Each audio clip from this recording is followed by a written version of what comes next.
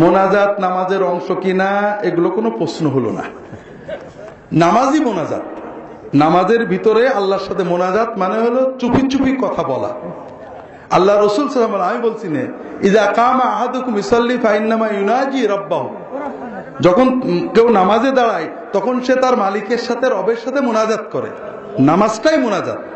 তারপরে নামাজের পরে দোয়া রাসূলুল্লাহ সাল্লাল্লাহু আলাইহি ওয়াসাল্লাম করতেন। দোয়া করা ভালো, সুন্নাহ সম্মত। তবে রাসূলুল্লাহ সাল্লাল্লাহু আলাইহি ওয়াসাল্লাম একা একা করতেন, দলবদ্ধভাবে করতেন না। দলবদ্ধভাবে করলেই যে বেদাত হবে সেটাও না।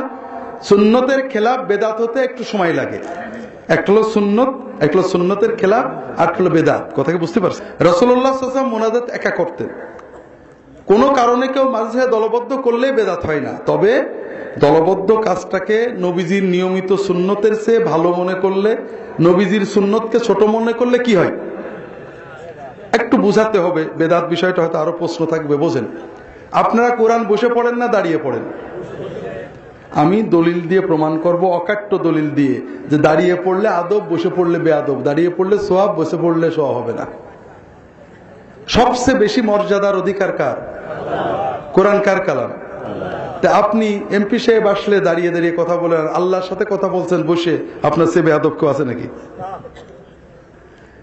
নামাজের ভিতরে আল্লাহ আমাদের সব ইবাদত শিখিয়েছেন। নামাজে জিকির নেই, তাসবিহ নেই, দোয়া নেই, দরুদ নেই, সালাম নেই। আমরা নামাজে দোয়া বসে পড়ি না দাঁড়ায়? নামাজে দরুদ বসে পড়ি না দাঁড়ায়? নামাজে সালাম বসে পড়ি না দাঁড়ায়? দাঁড়ায় কি করে? তাহলে কি বোঝা গেল? আল্লাহ নিজে শিখিয়ে দিলেন যে দরুদ, সালাম, দোয়া, জিকির সব বসে হবে। আর কোরআন কিভাবে হবে? আর আপনি মিয়া না আল্লাহর শিক্ষা মানেন না, বসে বসে কোরআন পড়েন। 3 নম্বর দলিল, এসব অকাট্য দলিল।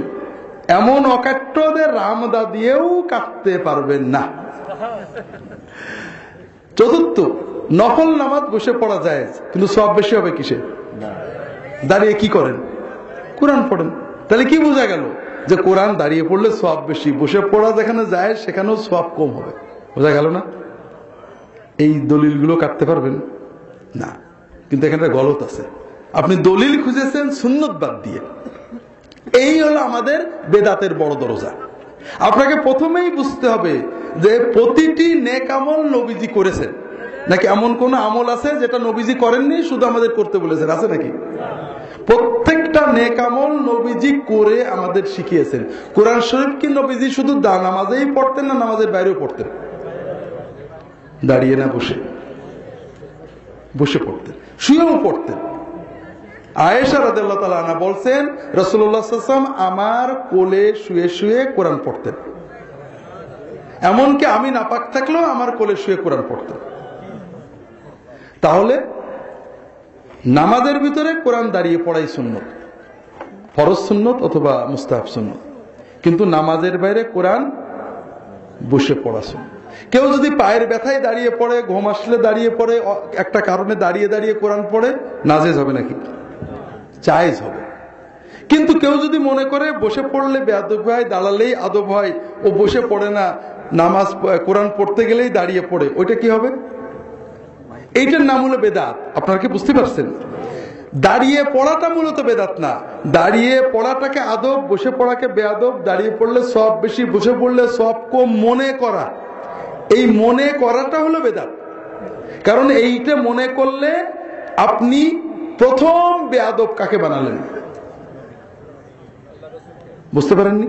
আপনি যখনই বললেন বসে পড়লে আদব কম, বসে প্রথম কে পড়েছেন?